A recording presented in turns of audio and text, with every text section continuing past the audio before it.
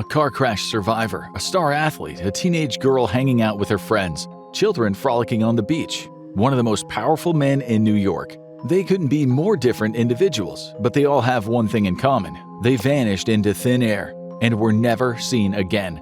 Years or even decades later. Find out who they were and maybe where they went on this episode of The Infographic Show. The most disturbing stories of people going missing, number 3.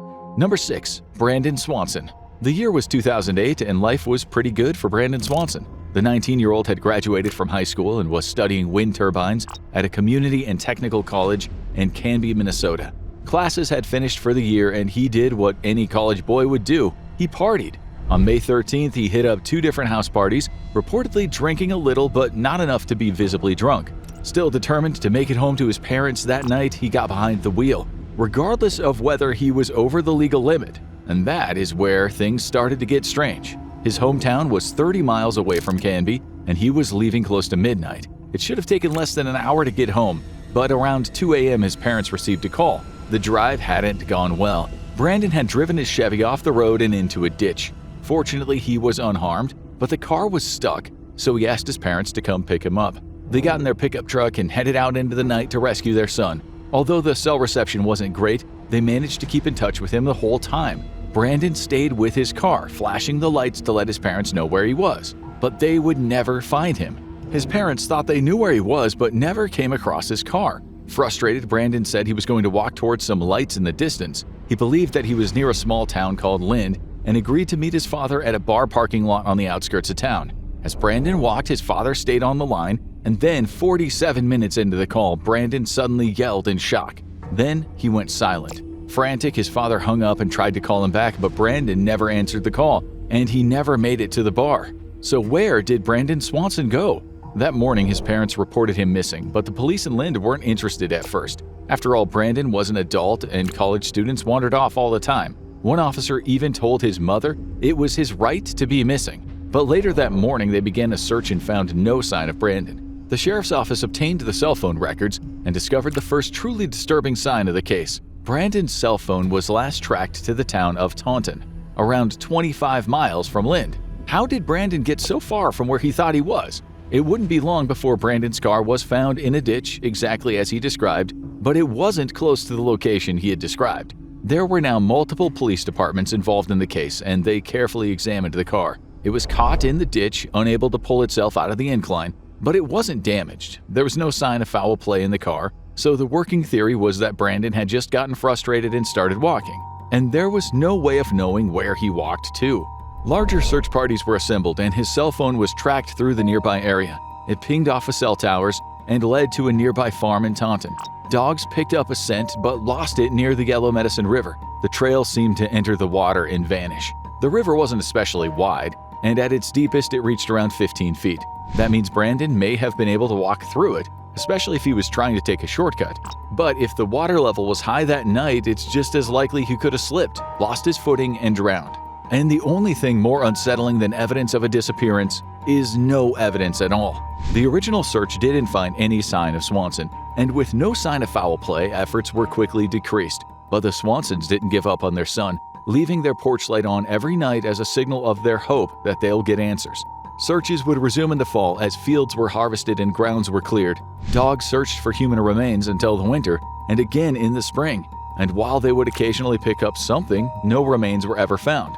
With no concrete evidence, the most prevailing theory is that Brandon drowned, but hard answers are still impossible to find. But one positive may have come out of the tragic case. Annette Swanson never forgot what that callous cop had told her, and that Brandon's right to be missing may have delayed the initial search. She and Brandon's father, Brian, began advocating for changes to state law that would speed up the search for a missing adult, making it as speedy as it is with missing children.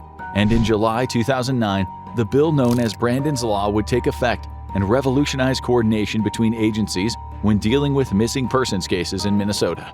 But some cases have been open for far longer than Brandon's. Number 5. Lorine Ron. In the 1980s, free-range parenting was much more common, and often out of necessity. Hardworking parents would often have no choice but to trust their teenage and preteen kids to make good life choices after school until the work whistle blew. But that would change in the coming years. Amid a wave of disappearances and kidnappings, And one of the strangest cases happened in Manchester, New Hampshire in 1980. Lorine Ron was a 14-year-old girl primarily raised by her single mother, Judith. She was known as an outgoing girl and a good student, at least on the surface. People reported she was falling in with a bad crowd and had started to smoke weed and drink, and that might be what led her into trouble. It was April 26, 1980, and Lorine was staying home alone. Her mother was out of town attending her boyfriend's tennis match, and Lorine took advantage of this, inviting two friends, a boy and a girl, back to the apartment. They drank a little. Lorine reportedly had a connection at the local convenience store where she would help out in exchange for wine coolers. It was after midnight when strange things started happening. The boy Lorine was with reported hearing strange voices in the hallways of the apartment. He became disturbed and left through the back door, thinking that Judith was returning. He didn't want to get caught and get Lorine in trouble, but it wasn't Judith at all. Lorine's mother returned home in the early morning, and as soon as she entered the building, she noticed something was off. The apartment building's light bulbs had been unscrewed, leaving all 3 floors in complete darkness. Her apartment door was unlocked, and as she peered into her daughter's room, it seemed occupied. But her boyfriend noticed the back door was unlocked. When she checked the bed, it was the third girl who had fallen asleep, but had no idea where Lorine was. She claimed the missing girl had been in bed with her but left to sleep in the living room. She remembered nothing unusual about the night, but Lorine was nowhere to be found. Judith frantically called her family members to see if Lorine was with them. None of Lorine's possessions were missing, and there were no signs of a struggle.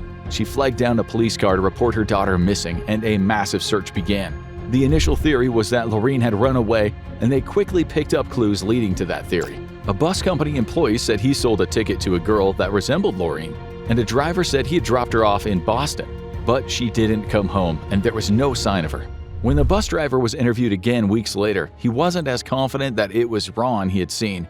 Interest soon turned to another girl, Rachel Garden, who disappeared from Newton, New Hampshire months earlier. It was one of a streak of disappearances and killings in the area that would ultimately be traced to the suspected serial killer, Terry Rasmussen. But there has been no evidence that links him to Ron's disappearance. The police have never conclusively stated that they believed she was murdered. In fact, the evidence may point in the opposite direction.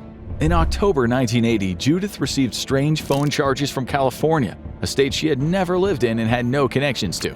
Had Lorine made it all the way across the country, and was she calling to seek help? Later, an investigator from an organization that helped runaways, Carol Jensen, spoke to a physician who claimed he may have seen Ron at his clinic.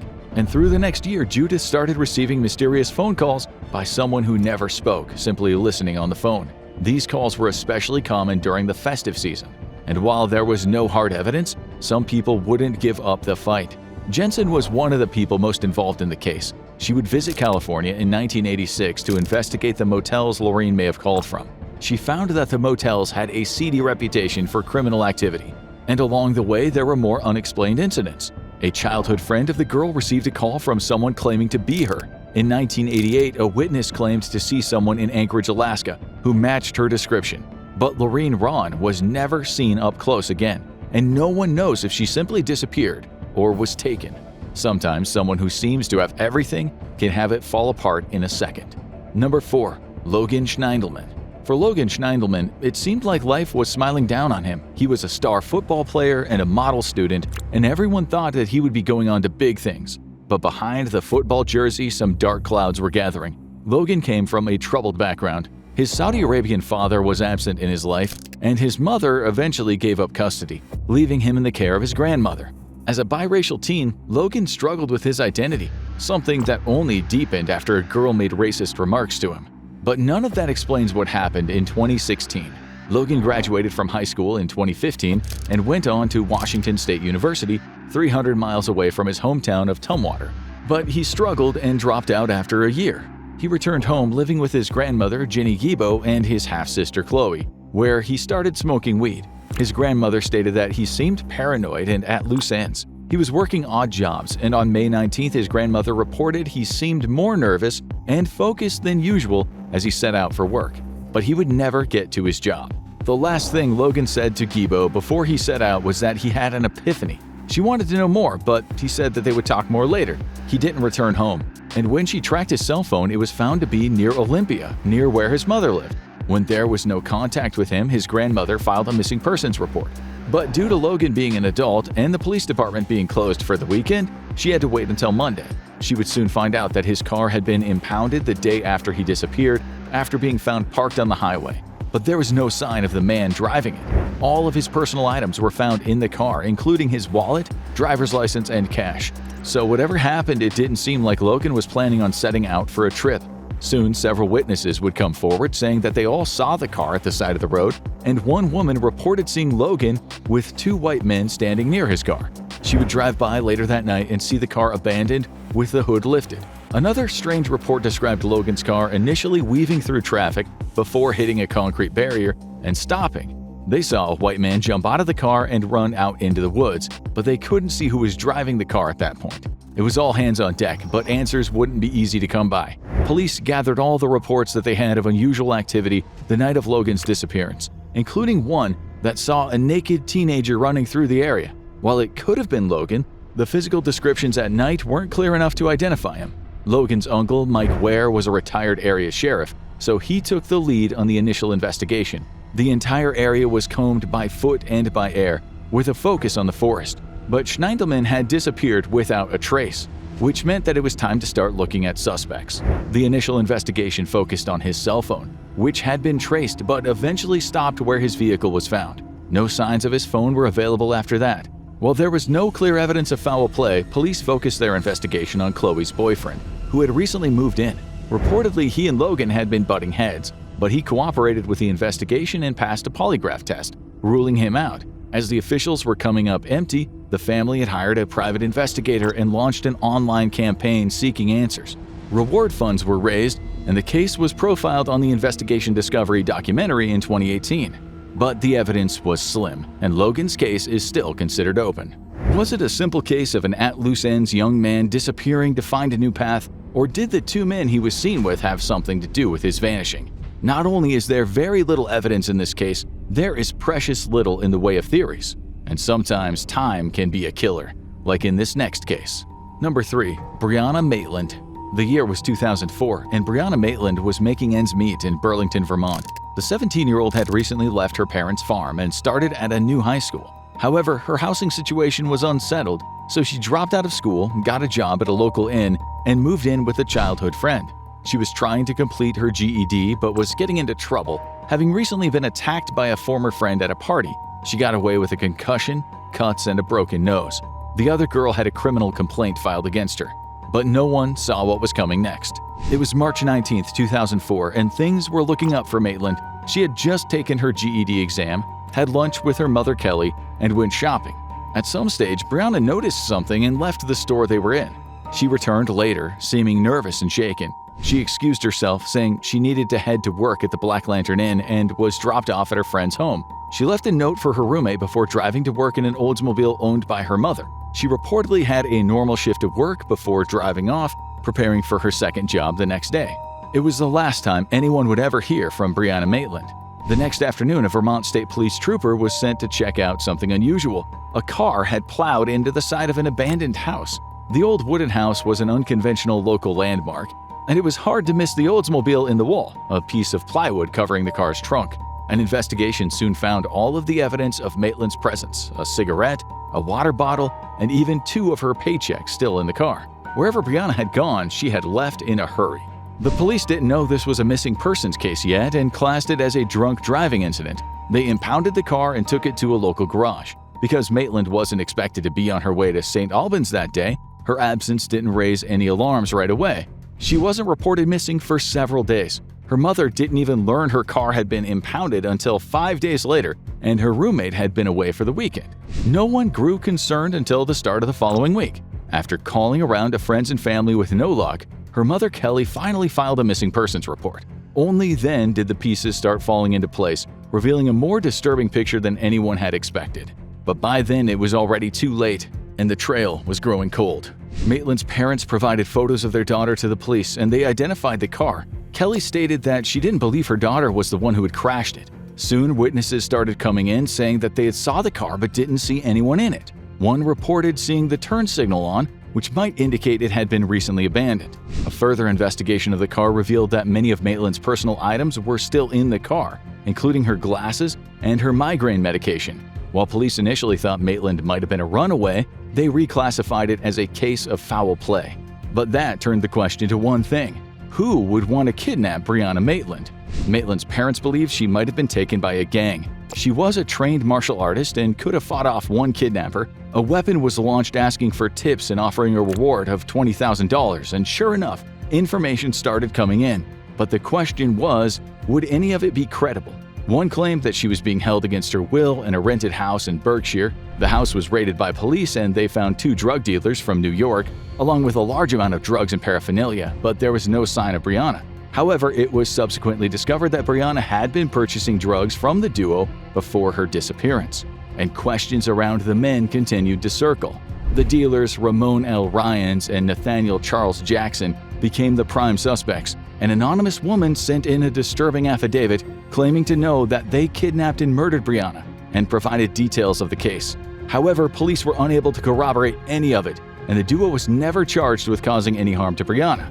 Over the months, people would call the Maitland family claiming to know details of their daughter's death. But was it someone trying to bring a grieving family closure, or a sadist obsessed with the case?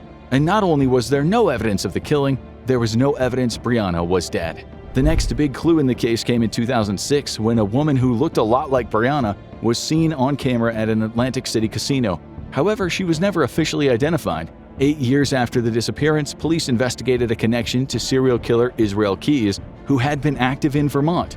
Keyes was ruled as a suspect not long after he died. The case grew cold, but it didn't die. In 2016, police found new DNA samples in the car, and as late as 2022, they had identified someone linked to the DNA.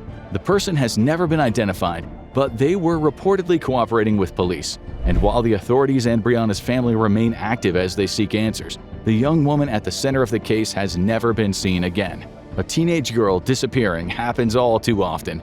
But what about a famous judge? Number 2. Joseph Force Crater. Judges hold some of the most powerful positions in the United States, holding the fate of defendants in their hands and presiding over massive lawsuits. And for a few, they rise to even higher heights, sitting on appeals and Supreme Courts. So how could one of those towering figures simply vanish? That's exactly what happened in 1930, when Judge Joseph Force Crater disappeared in one of the most infamous disappearances in New York State history. But there were plenty of strange signs about the judge long before that. Joseph Crater, the son of Irish immigrants, was always an ambitious man. When he saw something he wanted, he did what it took to get it. He once helped his significant other get a divorce and then married her only 7 days after it was finalized. With this level of ambition, it's no surprise he became a powerful attorney. He was part of the Tammany Hall political machine, which gave him access to some incredibly powerful figures. They included the then Governor Franklin Delano Roosevelt, who appointed him as a justice of the New York Supreme Court for New York County. It seemed like his trajectory was headed in one direction, up, but it was about to come to a shocking halt. Some interesting details would come to light about Force Crater's appointment to the higher court, including $20,000 of bank withdrawals and liquidating of his assets that happened shortly prior. Could he have bought his way into a judgeship? It wasn't clear, but corruption was infamous in Tammany Hall at the time, and the power brokers would be investigated heavily in the years to come. But in July of 1930, Force Crater and his family had something else on their mind: a vacation. The whole clan was headed to their summer cabin in Belgrade, Maine. But midway through the rest and relaxation, things took a sinister turn. Crater got a phone call that seemed to alarm him, and he told his wife that he had to return to New York to straighten those fellows out. Eyewitnesses said he did return to New York and then went to Atlantic City with a showgirl named Sally Lou Ritz. He returned to Maine on August 1st, but left after only 2 days, promising his wife that he would be back to celebrate her birthday in 6 days' time. He seemed fine when he left, but when he arrived in New York, he spent hours going through files in his chambers, destroying documents, and having his law clerk cash checks for over $5,000. He and his clerk would then transport locked briefcases back to his apartment. Crater gave his clerk the night off before he reserved a ticket for a Broadway show and had dinner with a friend. And this would be the last time anyone saw Judge Crater alive. The judge was trusted with his own affairs, so it was a while before anyone knew he was missing. He didn't return to Maine, and his wife reached out to friends in New York, but it was only then that people started asking odd questions about his last night. Why did he buy tickets to a show he had reportedly already seen? His dining partners couldn't agree on whether he had taken a taxi or walked away after dinner. And what was all that money for? When he didn't reappear for the reopening of courts in New York on August 25th, everyone realized something was very wrong. But it may have been too late for answers. Police were finally brought in and quickly discovered more unusual things. The judge's safe deposit box was empty, and the briefcases were missing. The judge's disappearance was front-page news, and thousands of tips came flooding in. This only complicated matters as most of them had little or false information. As the investigation wore on, it became clear that Judge Forrest Crater had been living a double life. He socialized with showgirls and was likely carrying on multiple affairs. All the ones that could be found were interviewed, but none of them knew where he had gone, and none were implicated in the disappearance. Which means all that was left was theories. A grand jury wasn't able to lay any charges because there was no proof that the judge was alive or dead. A lawyer hired for Crater's wife implicated one showgirl, June Bryce. It was claimed that she was part of a scheme to blackmail the judge, and the judge was ultimately killed by her gangster boyfriend. And this became part of a pattern. Every lead went back to the various showgirls, with many of them having links to the mob. His jacket was reportedly found in the apartment of a sex worker, Vivian Gordon, who was linked to infamous mobster Jack Legs Gordon. But no answers would be coming, as she was murdered 5 days after her first interview with the police. This would turn into a larger scandal, bringing down a police officer who had been sleeping with her and the mayor who let the corruption flourish under his nose. But hard answers wouldn't be coming anytime soon. Crater's wife would find envelopes containing checks, stocks, and bonds in the house 6 months later, but nothing led to the judge's whereabouts. The most common theory is that he was murdered, either by a gangster that he had crossed or by someone trying to blackmail him, possibly with information about how he got his judgeship. Crater would ultimately be declared legally dead 9 years after his disappearance, and the case would be closed 40 years later. But a break in the case would possibly come in 2005, when a 91-year-old woman penned a letter before her death claiming that her husband, along with an NYPD officer and his cabbie brother, had killed Crater. The judge's burial site was supposedly below the boardwalk in Coney Island, and nothing was found. And so it was proven that even a famous man can vanish without a trace. But no case sent shockwaves through an entire nation like this one. Number 1. The Bowmont Children. During the 80s and 90s, a wave of child vanishings made the United States pivot from free-range parenting to helicopter parenting. But long before that, Australia was dealing with a terrible case of their own. It was 1966, and the Bowmont family was celebrating Australia Day on Glenelg Beach near Adelaide. The charming South Australian town was a popular vacation spot, and parents Grant and Nancy had taken their children, Jane, Arna, and Grant, on a January beach vacation. Grant had to go on a business trip, so he dropped the children off at the beach and they had a great day. The next morning, they asked their mother if they could visit again. It was only a 5-minute bus ride away. She agreed, letting the eldest child, Jane, lead the way. It was the last time that she would ever see her children. They were expected home on the noon bus but never arrived. When they didn't return home on the next bus, she told her husband upon his return, and he raced down to the beach. There was no sign of the children. They reported the disappearance to the police, who searched the beach and the streets. The search soon expanded, and within a day, the entire nation was aware of the hunt. Many feared the worst. Had the children been kidnapped by a sinister criminal? Were they even still alive? Surprisingly, the initial reward was only $250 Australian dollars, and soon the tips came rolling in. A woman told the police that she had spoken to 3 kids who matched the description that day, and the nearby Padawalonga boat haven was drained to check if they had drowned. There was no sign of the children, but police soon started to zero in on one suspect. Several witnesses claimed to have seen the Bowmont children in nearby Cully Reserve, accompanied by a tall man in his 30s. The children seemed to be having fun. However, the man was acting cold, asking if anyone had seen the children's money. But the parents were skeptical. Their oldest daughter was shy and cautious, and she didn't believe that they would go with a strange man willingly. A nearby shop owner claimed that Jane had bought a meat pie from him, which would have cost more than her mother had given her that day. Who was the mysterious man? Sightings of the children continued for the next year, as people reported seeing them in unusual situations, such as one woman claiming she saw them entering an abandoned house. As the case attracted international attention, a Dutch psychic named Gerard Coisset arrived in Australia claiming to offer help. However, he was largely seen as an ineffective nuisance, falsely identifying a burial place where nothing was found. It would not be the last hoax, nor the most unsettling. 2 years after the disappearance, the Bowmonts received 2 letters, one claiming to be Jane and the other the kidnapper. The writer offered to exchange the children, but the handover turned out to be a fake. Another letter soon arrived claiming that he had abandoned the exchange because a detective was present. The letters would eventually be identified as fakes decades later. But the mystery would drag on and there would be many suspects. Who took the children? The police focused their investigation on known bad actors, many of which were already in prison. Bevan Spencer von Einem was serving a life sentence for murder and reportedly had information about the Bowmonts, but he refused to talk. Arthur Stanley Brown was accused of killing two sisters in 1998, but died while awaiting trial and was considered too old to be the man who was seen. Other suspects were either too young or too old to be the man seen, or weren't likely to be near the site of the disappearance. The most credible suspect was Harry Phipps, a local factory owner and social figure whose estranged son identified him as a possible suspect in 2013. Almost 10 years after Phipps's death, he claimed to have seen the children with his father decades before. Two other witnesses claimed Phipps had hired them to dig a hole in the factory yard. This led to the excavation of the factory, but no remains were found, and there would be no closure for anyone involved. To this day, the case is considered unsolved. Both parents have since passed on, eventually divorcing and living separately as they tried to escape the scrutiny of the case. Over the years, more and more Australians claimed the children should never have been unsupervised, and with a case this prominent and this controversial, it's inevitable that conspiracies would emerge, with people claiming that the children had been kidnapped to New Zealand by a religious cult. Even more upsetting to many was when a newspaper published computer-generated pictures of what the children would look like as adults in 1990. It ripped open the still unhealed wound in the fabric of Australia, but even today it remains completely unsolved. Which of these cases do you think was the most disturbing? Do you think any of them will ever be solved? Share your thoughts in the comments. Want to know how scientists finally solved one of the greatest unsolved mysteries of all time? Check out Terrifying Unsolved Mysteries Finally Answered, or watch this video instead.